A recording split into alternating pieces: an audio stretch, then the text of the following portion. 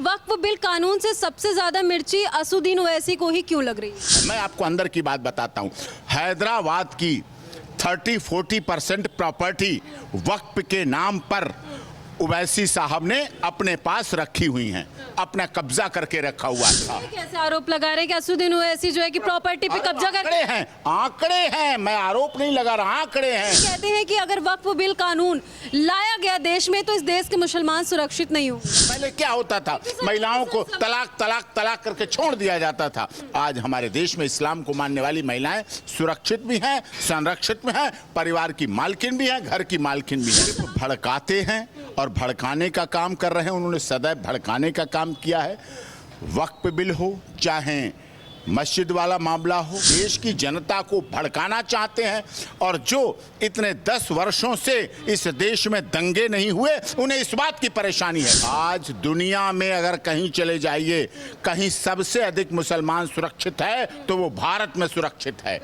नहीं, बांग्लादेश की प्रधानमंत्री पागल नहीं है जो भारत आके उनका जहाज सीधे भारत में रुका और सुरक्षित महसूस कर रही हैं। हमारे देश के हिंदू मुस्लिम सौहार्द को बिगाड़ने का काम, भड़काने का काम किया, तो इसकी जिम्मेदारी उनके ऊपर होगी। अगर कहीं कोई कुछ भी होता है तो इसके जिम्मेदार वो होंगे और उनके खिलाफ एक्शन लिया जाना चाहिए।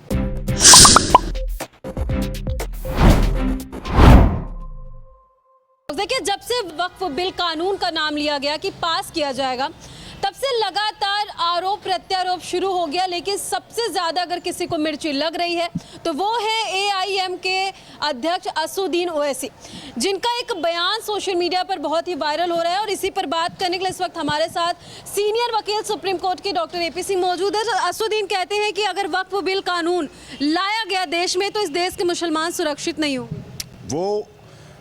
उन्हें मुसलमानों के हित चिंतक नहीं हैं, उन्हें अपने वोट बैंक और अपनी राजनीति और अपने परिवारवाद के हित चिंतक हैं। अगर इस देश में मुसलमान सुरक्षित नहीं होता तो पाकिस्तान से आई हुई हमारी बहन सीमा हैदर थी, भारत में आके सुरक्षित नहीं होती, उत्तर प्रदेश में आके सुरक्षित नहीं होती।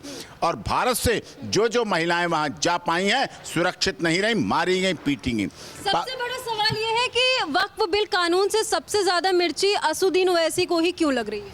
देखिए, उन्हें अपनी राजनीतिक रोटियां सेकने से मतलब है। वो जानते हैं कि दुनिया के इतने इस्लामिक देश होने के बावजूद भी बांग्लादेश जो प्रधानमंत्री थी बांग्लादेश की, वो कहाँ आई जब उनके ऊपर संकट पड़ा, तो वो कहाँ गई? 55 इस्लामिक देशों में नहीं गई, वो भारत आई और भारत में सुरक्षित भी है, जिंदा भी हैं। उन्हें पता है कि इस दुनिया में इतने इस्लामिक देश होने के बावजूद कोई भी ट्रिपल तलाक को क्वैश नहीं कर पाया। केवल भारत ऐसा देश था। हम सुप्रीम कोर्ट में ऐसे थे, माननीय सर्वोच्च न्यायालय ऐसी थी, भारत सरकार ऐसी थी कि भारत की इस्लाम को मानने वाली महिलाओं को, बेटियों को ट्रिपल तलाक खत्म करा के उनका जीवन संवार दिया। पहले क्या होता था, महिलाओं को तलाक तलाक तलाक करके छोड़ दिया जाता था। आज हमारे देश में इस्लाम को मानने वाली महिलाएं सुरक्षित भी हैं, संरक्षित भी हैं, परिवार की मालकिन भी हैं, घर की मालकिन भी हैं। सवाल ये भी है कि आखिर असुद्दीन ओवैसी मुस्लिमों के सच में हितैषी हैं या फिर वो मुस्लिमों को भड़काने का काम कर रहे हैं वक्फ बिल को लेकर? वो सिर्फ भड़काते हैं और भड़काने का काम कर रहे हैं, उन्होंने सदैव भड़काने का काम किया है। वक्फ बिल हो चाहे मस्जिद वाला मामला हो, चाहे अयोध्या का मामला हो, अयोध्या के मामले की बात उन्होंने कही कि हम एक मस्जिद खो चुके हैं। अरे माननीय सर्वोच्च न्यायालय के आदेश को आप अवहेलना कर रहे हैं, उसका गलत कर रहे हैं। एक मस्जिद खो चुके हैं, अब और नहीं खोए। माननीय सर्वोच्च न्यायालय के आदेश की अवहेलना कर रहे हैं, माननीय सर्वोच्च न्यायालय पर सवाल उठा रहे हैं आप। मोदी जी की बुराई करते करते ये लोग भूल जाते हैं कि सरकार क्या है, सुप्रीम कोर्ट क्या है, कानून क्या है, नियम क्या है, सिद्धांत क्या है। वो केवल इस देश की जनता को भड़काना चाहते हैं। और जो इतने 10 वर्षों से इस देश में दंगे नहीं हुए, उन्हें इस बात की परेशानी है। उन्हें इस बात की परेशानी है कि उत्तर प्रदेश में योगी राज्य में हर हफ्ते कर्फ्यू क्यों नहीं लगता? 10 साल हो गए, 10 साल हो जाएंगे उन्हें सेकेंड टर्म, कर्फ्यू क्यों नहीं लगाना पड़ता?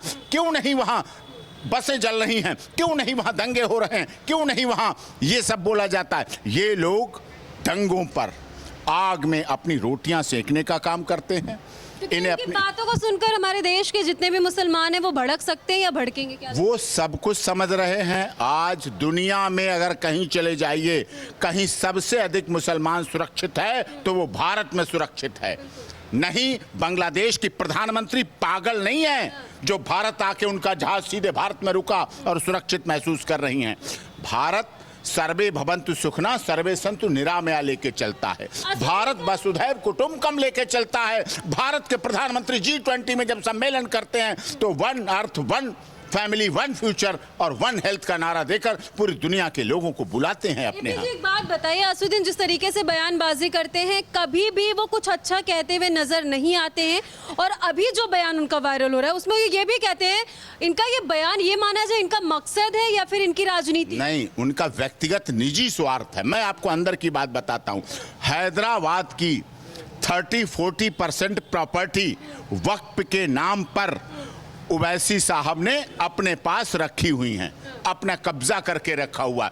हैदराबाद को अपनी बपौती, उन्हें लग रहा है कि अब तो हमारी बपौती, अब हमारी प्रॉपर्टी, अब हमारा जिस पर हाथ रख दिया, ना खाता ना हिसाब, ना एसडीएम, ना तहसीलदार, ना लेखपाल, ना नायब कोर्ट, ना नायब कानून गो, ना कुछ, कोई जहां हाथ रख दो वही वक्फ की प्रॉपर्टी। उनका ये नियम था। ये कैसे आरोप लगा रहे हैं कि असुद्दीन ओवैसी जो है कि प्रॉपर्टी पे कब्जा कर? आंकड़े हैं, मैं आरोप नहीं लगा रहा, आंकड़े हैं। उन्होंने ऐसा कर रखा। अगर ऐसा नहीं था तो आज से 11 साल पहले केवल 50,000 वक्फ की प्रॉपर्टी थी। मैं आंकड़े दे रहा हूं, आपने कहा आंकड़े। अब से पहले 10 साल पहले 50,000 वक्फ प्रॉपर्टी थी। आज 2000 मतलब 11 साल लगभग हो चुके हैं। मोदी जी की सरकार जब नहीं थी 14 से क्या था, अब हो गई हैं 9 लाख प्रॉपर्टी हो गई हैं। 9 लाख, ये आंकड़े हैं। जब मोदी जी की सरकार आई उससे ठीक पहले फरवरी में सर ये सब पुराने डाटे, ठीक है सर मेरा जो सवाल है पुराने डाटों पर भी हम जिक्र करेंगे, लेकिन सवाल ये है कि अगर वक्फ बिल कानून आता है तो क्या ये मुस्लिमों के हित में होगा या फिर वैसे जो बोल रहे हैं वो सच साबित होगा, मुस्लिम इससे असुरक्षित हो जाएंगे? भारत सरकार किसी जाति, धर्म, क्षेत्र, भाषा, पंथ, संप्रदाय, गोरे, काले, नीले, पीले के लिए नहीं काम कर रही है। भारत सरकार इस देश के लिए काम कर रही है, हिंदुस्तान के लिए काम कर रही है, इस देश की एकता, अखंडता के लिए काम कर रही है, इस देश के विकास के लिए काम कर रही है, इस देश के उज्जवल भविष्य के लिए काम कर रही है, इस देश के रोजगार दिलाने के लिए काम कर रही है, स्वास्थ्य के लिए काम कर रही है, शिक्षा के लिए काम कर रही है। ये लोग अपने जाति और धर्म के लिए राजनीति करते हैं। भारत सरकार सबका साथ, सबका विकास, सबका विश्वास और सबके साथ न्याय के नारे के साथ चल रही है। विकास की बात करें, हरियाणा चुनाव आने के बाद वैसे ये भी बोलते हुए नजर आ रहे हैं कि मोदी जी तो इस बार गलती से जीत गए हैं, और अगर वो गलती ना करती जनता तो शायद वो जीतते भी नहीं, गलती से जीते हैं। उन्हें पता है इस देश की जनता को एक ऐसा नेता मिला है। इतने वर्षों के बाद, स्वतंत्रता के 78 वर्ष हो रहे हैं अब, जनता भारत की ऐसी गलती 2046 तक बराबर गलती करती ही रहेगी। और उनको यही दुख है, उनको यही परेशानी है कि अब देखिए, जब भी कभी देश में दंगे हुए तो क्या केवल हिंदू मरा, केवल सिख मरा, जैन, पारसी, मुसलमान नहीं मरा? उन्हें इससे मतलब नहीं है। वो दंगों पर रोटी से मुस्लिमों का हितैषी आखिर अपने आप को क्यों बताते, किस बात के नेता हैं ये? वो अपने लिए अपने आप अपने को हितैषी बताते हैं, अपने आप अपने को अपना सुखद चिंतक बताते हैं। उनकी अपनी बात देना चाहेंगे अपने व्यक्तिगत राय की तरफ से वक्फ बिल को लेकर के जो इतनी तीखे बयान वो दे? देखिए, वो उन्हें एक शिक्षित व्यक्ति है, एजुकेटेड व्यक्ति है, उन्हें समझना चाहिए। संसद में विरोध करें, लेकिन अगर जनता में सड़क पर जाकर इस तरह की बयानबाजी करेंगे, और अगर मैं आपके चैनल पर, वरिष्ठ पत्रकार है, आपका चैनल पूरी दुनिया में देखा जाता है, मैं विश्वास के साथ अगर उन्होंने इस तरह की बयानबाजी करके हमारे देश के हिंदू मुस्लिम सौहार्द को बिगाड़ने का काम, भड़काने का काम किया तो इसकी जिम्मेदारी उनके ऊपर होगी। अगर कहीं कोई कुछ भी होता है तो इसके जिम्मेदार वो होंगे और उनके खिलाफ एक्शन लिया जाना चाहिए। तो देखिए, असुद्दीन ओवैसी के जितने भी बयान आए हैं उस पर हमने साफ तौर पे एपी सर से सवाल भी किया, कि जिसके जवाब इन्होंने बड़ी बेबाकी से दिया। हालांकि इन्होंने यह भी कहा कि अगर उनके बयान की वजह से किसी के बीच में कोई भी लड़ाई झगड़ा होता है या लोग भड़क जाएंगे तो उनके ऊपर एक्शन जरूर होगा। फिलहाल आपकी क्या राय है, कमेंट सेक्शन में जाकर के जरूर बताइएगा। आगे आपको ऐसी जानकारियां देते रहेंगे। सर बहुत बहुत धन्यवाद हमसे जुड़ने के लिए। Thank you.